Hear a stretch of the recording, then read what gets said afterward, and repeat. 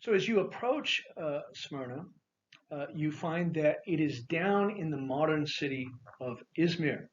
And our bus driver was kind enough to stop at a particular spot with a great view where we could see the modern city and we could see the ships in the Mediterranean as we were on our way to the city.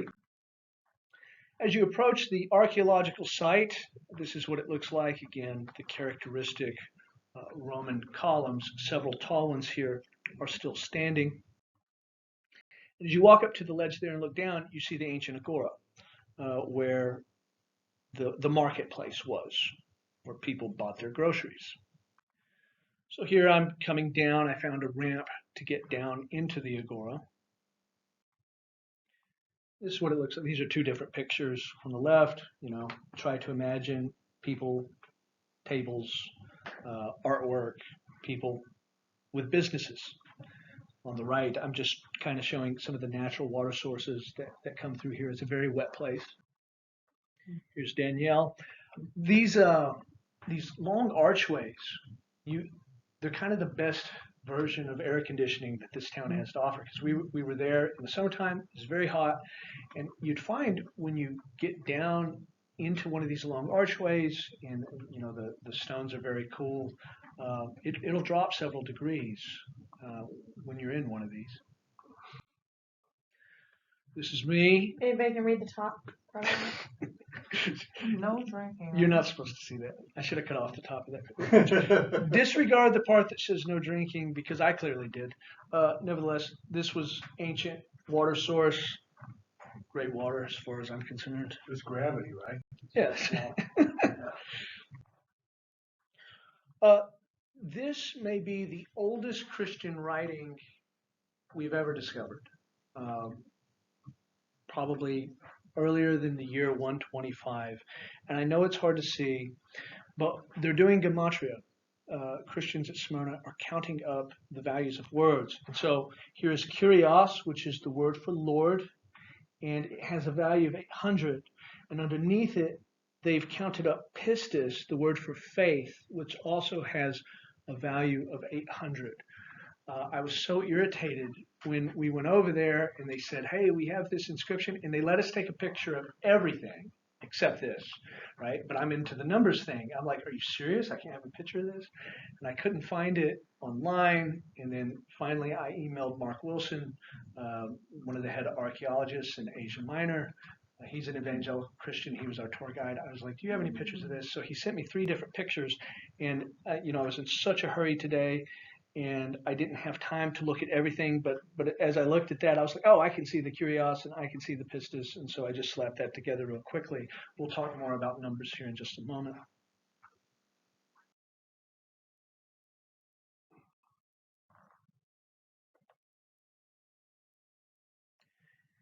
And to the angel of the church in Smyrna write, the first and the last, who is dead and came to life, says this: I know your tribulation and your poverty, but you are rich.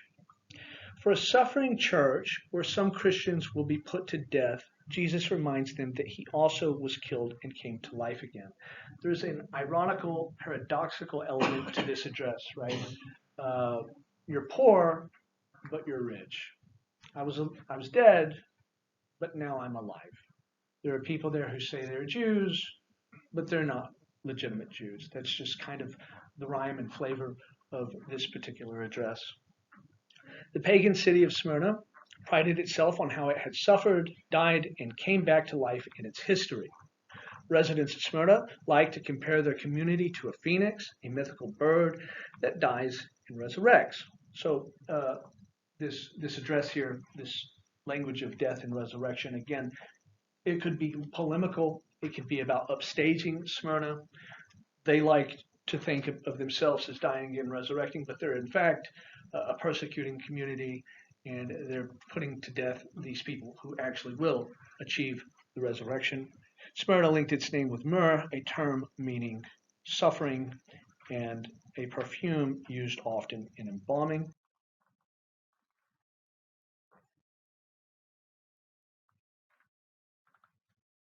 He says, you've been slandered by those who say they're Jews and are not, but are a synagogue of Satan. The tribulation and poverty of these Christians seems to be linked to harassment from the Jewish community. Now we need to get a sense of how outnumbered the Christians are at this point. The Roman Empire at the end of the first century consisted of about 60 million people. 4 to 5 million of these are Jews, approximately 7%, so a significant number. Now, this is a hard number to guess, and people will range a bit, but 50,000 Christians, you'll be forgiven in time. 50,000 Christians, maybe we could range it as high as 100,000, who can say, but you can see that Christians are seriously outnumbered, and many of them have come out of the synagogue context, and these were bitter fights. And so to have the Jewish community against this small group of Christians at Smyrna would be very disadvantageous for the church. In the 80s, Judaism had excommunicated Christian heretics from their synagogues, and they wanted nothing to do with them. I had pulled it up on my phone. Yeah, here it is. So there was actually a liturgical curse against heretics, especially Christians, that was put into place in the first century by Jews. It's called the 18th benediction. It says this: "For the apostates, let there be no hope, and uproot the kingdom of arrogance speedily and in our days. May the Nazarenes," that's followers of Jesus of Nazareth, "may the Nazarenes and the sectarians perish as in a moment. Let them be blotted out of the book of life, and not be written together with the righteous. You are praised, O Lord, who subdues the arrogant." So, very, very bitter context. And Revelation is written about a decade or a decade and a half after this. Jealousy due to the success of Christian proselytizing may have enhanced anti-Christian sentiment in the Jewish community. Judaism in the centuries to come would cease to be a missionary religion, because during Christendom, Rome told Jews to stop converting people. So they did. But in the first century, it was not this way. This is why Jesus tells the Pharisees, you cross land and sea to make one proselyte, and then you make him twice the child of hell as yourself. Well, Christians come along, and they're converting people, and they don't require them to be circumcised or keep the Sabbath if they're Gentiles, and so their conversion numbers are pretty high. And for a more conservative Jew who thinks that a Gentile needs to become Jewish in order to join the synagogue, this would be very offensive. Opposition from Jews meant that Christians no longer enjoyed the protected status of the Jewish religion. Because, Jews, they were respected by some people in the Roman Empire. They must have been. That's why some people in the Roman Empire became Jewish. We know some of the reasons why Jews were oftentimes admired, but more than that, they were seen as a nuisance, they were disliked, but they were put up with because people trusted that Judaism had ancient roots, and so they had some protections due to the religion. They didn't have to burn incense to the emperor, they didn't have to worship the gods or participate in civic and patriotic events in which the gods were invoked. And they didn't have to serve in the military, because there was no way to serve in the military in those times without the invocation of various deities. Well, Christians had these protections initially, but once they get kicked out of the synagogue, now Christians are an illicit religion, and they lose this legal status, they lose these protections. How long were they broadly considered a Jewish sect? See, we have difficulty with that because it's not going to be the same everywhere in the empire. But it seems that for the most part, you can pretty safely be counted as Jewish up until 70 AD. After Jews revolt and Jerusalem is destroyed in 70 AD, this is going to speed up the process of what scholars call the parting of the ways, where Judaism and Christianity are becoming separate.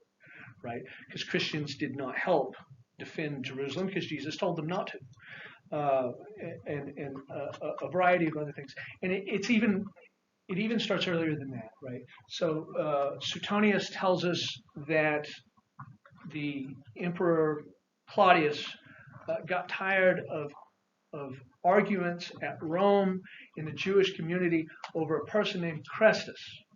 Chrestus is a Latin slave name, and it seems to be a way of making fun of Christos, of Christ. And those arguments were so bad that he made Jews leave the capital. A few years later, they're allowed to come back. The book of Acts talks about this, how Aquila and Priscilla had been kicked out of Rome due to the edict of the emperor. And so, you can already see that the fighting is pretty hot in the 50s, at least in the city of Rome. Christians may have had their wealth seized after Jewish informants collaborated with the Roman government. It seems most commentators think this. The reign of Domitian was a time of paranoia in which there was a lot of tattletelling. Hey, there's a guy over here. He's a Christian. He says bad things about the emperor. If there's enough informants, then they'll do something about it. The Romans were not actively pursuing Christians. They're responding to these informants who are turning in these reports. Another idea is that Jewish anger may have aroused mobs, both Jewish and pagan, to destroy Christian property, or that they have broken into Christian homes and stolen their property. We're not sure. Most interpreters will go with this first option instead of the second, but the second one is possible too. It could be a combination of the two, different communities, different things. And I'll just say that for the popular theory that the first few chapters of this book is about the church, and then the rest of the book is about the Jewish state of Israel after the church is extracted from the world, this would be an awfully hard shift in thinking, right? Because look at this language, the synagogue of Satan. I mean, this book is not warm to those Jews who are not Christian, who didn't accept the Messiah. It's very strong language. And to imagine that here in a few chapters, we're just going to stop thinking about the church, and it's just going to be all pro-Jewish stuff. We're not really setting ourselves up with that mentality. That's not really the way Jewish people are thinking. That's not really the way this book talks about Jewish people. Of course, the book is warm toward Jews who have accepted the Messiah. The author himself is such a Jew. But to imagine that this is going to essentially be a pro-Israel document, a pro-Jewish document by time we're done, irrespective of whether or not they're believers in Jesus, it just doesn't match the sort of language that we're here encountering for the first time.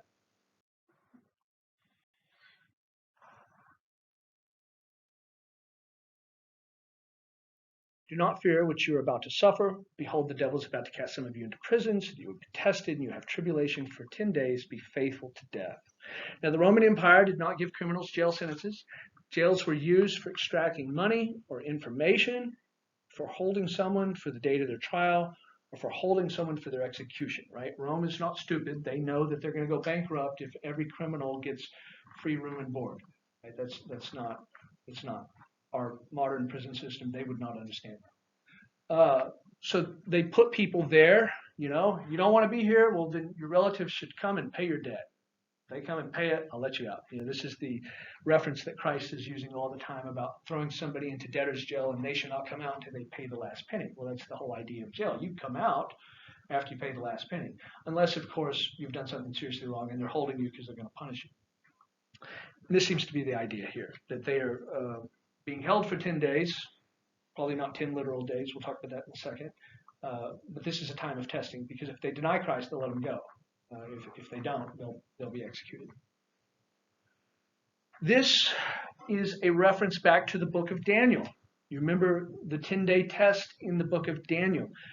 Daniel and Meshach, Shadrach, and Abednego, they were going to work in the king's presence, and the king said, anybody who's working around me can't look haggard. He has to eat lots of meat. And they said, well, we can't eat meat sacrificed to idols. And so just let us eat vegetables. And so it was a 10-day test. And after 10 days, they were fatter than everybody on their vegetables. Right? A lot of like modern American readers will read that trying to get like nutritional information. That's not the way Daniel's thinking. He's thinking this is almost miraculous, that they're just eating water and vegetables and they ended up getting fat. Right? It's not a text on how to build your diet. Nevertheless, that 10-day test in Daniel, it's a test because pressure is being applied by a pagan government, and the issue is food. When you eat food as an act of worship to these gods, and the Christians of Smyrna will not. That's why it says 10 days, right? It's not that they're arrested on Wednesday and Friday of the next week is the time of execution. Time periods in Revelation do not reveal the length of periods. They reveal the character of periods. 3.5 years of tribulation, it's from the time Christ leaves to the time he comes back. The reason it's 3.5 years is so that you can know this is the end times suffering of God's people mentioned in Daniel. The 5 months of the locust is to tie in with the 5 months of the flood, that creation is being decreated, that things are being torn down. Time periods in Revelation are never about the time period itself. It's always about the character of the period. It's about linking it into an Old Testament episode.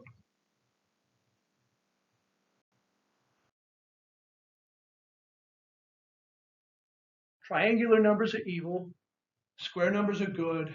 Rectangular numbers are a little bit of both. And so someone, I think it was our first night, asked me to describe what a triangular number is, and I started trying to do it with my fingers on the wall, and it was a catastrophe. So let's talk about triangular numbers since we've encountered one. The number 10 is a triangular number. You build a triangular number using pebbles or nuts. That's how they often did it in the ancient world.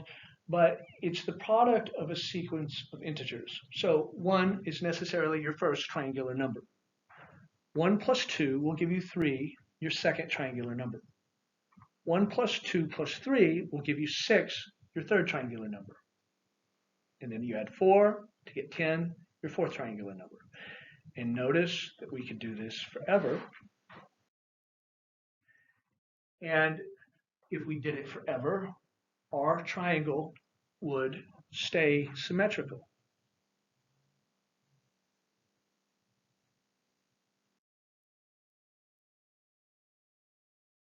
So this is kind of going to be our master slide.